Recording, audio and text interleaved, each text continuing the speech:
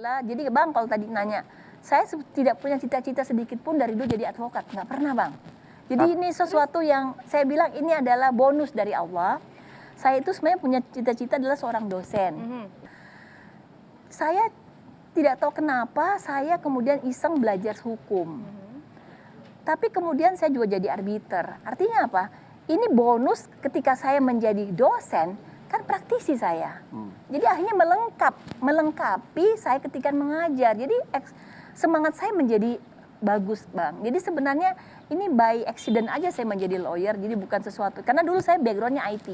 Karena buat saya kita meluruskan hukum sekarang. Ini waktunya untuk kita menyelesaikan. Buat saya dengan kondisi begini, saya insya Allah hadepin juga bahwa mari kita bersama-sama membuka lembaran-lembaran semua itu Bang.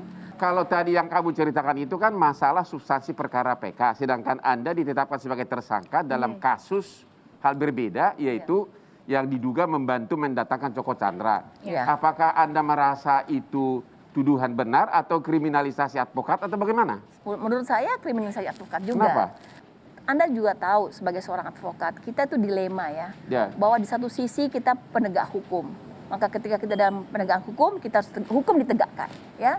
Di sisi lain, kita juga punya perjanjian dengan klien kita. Ya. Di mana kita harus menjaga kerahasiaan klien, melakukan pembelaan, pendampingan, dan seterusnya. Dan memastikan hak-hak klien kita dalam proses hukum. Ini kan memastikan hak-hak klien dalam proses hukum.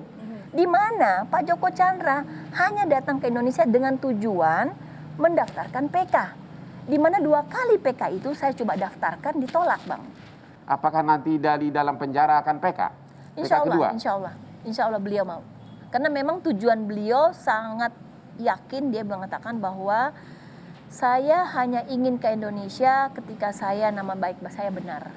Dan saya ingin mengupayakan untuk anak cucu saya bahwa saya bukanlah orang yang dimaksud dalam PK 12 tahun 2009 itu, bahwa saya seorang koruptor, saya seorang buronan. Itu yang beliau memastikan melakukan itu. Jadi saya harapkan beliau juga memastikan untuk menjalankan semua proses ini lagi. Pertanyaan berikutnya, dari sisi kamu sekarang menghadapi musibah ini sebagai pengacara, kita melihat di sini serius Mabes Polri, bahkan katanya penangkapan Joko Chandra atas perintah Presiden, berarti benar-benar serius. Kamu sudah mempersiapkan tim pengacara nggak? Masih ada nggak waktumu untuk membela Joko Chandra, sementara kau sebentar lagi akan membela dirimu sendiri? Ya gini, kembali Bang, saya tidak mengatakan ini musibah. Kenapa? Saya tidak mengatakan ini musibah. Ya, oh tidak musibah? Tidak, saya mengatakan ini adalah ujian saya di dalam menjalankan profesi saya. Ya. Dan kalaupun nanti apapun prosesnya akan kita buktikan di pengadilan. Jadi kan kita bicara di sini juga kan susah, kita adu debat kusir. Mari kita sama-sama buktikan nanti di pengadilan. Apakah betul yang disangkakan tadi kepada saya? Saya sih berharap insya Allah yang tadi saya bilang, di dalam kesulitan selalu ada kemudahan. Jadi kemudahan itu yang sekarang saya tempuh. Saya akan lakukan untuk menjalankan hal itu. Jadi gimana?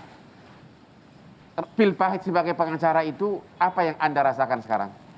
Mungkin bukan pil pahit. Kembali lagi, saya orangnya nggak negatif sih Bang. Oh, tetap masih saya berjuang beda ya? dengan, maaf ya, kalau makan kopi pahit itu enak ya.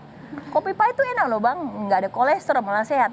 Jadi saya selalu menganggap positif sekali bahwa ini adalah proses. Kita dalam proses sekarang menjalankan, bahkan saya ingin menunjukkan hal-hal kebenaran.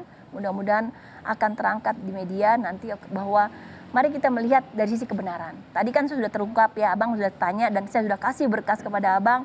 Ada beberapa putusan perdata, Tun, MK maupun ya, ada Mahkamah 3 Agung. putusan instansi Mahkamah Agung, ada 2 Tun.